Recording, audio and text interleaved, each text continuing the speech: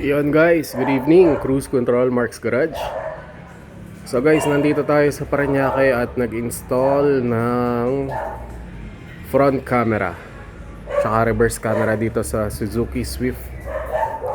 Okay, check natin. Ongoing guys, ongoing. So ayan na yung, ito yung front camera. Ayan, front camera. Tapos ito yung switch nya. Pag pinindot mo yung switch,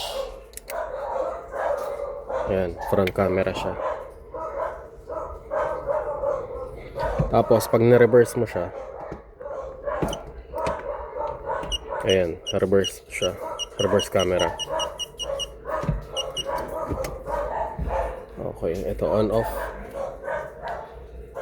off, on. Ayan. So no splicing, no cutting tayo guys.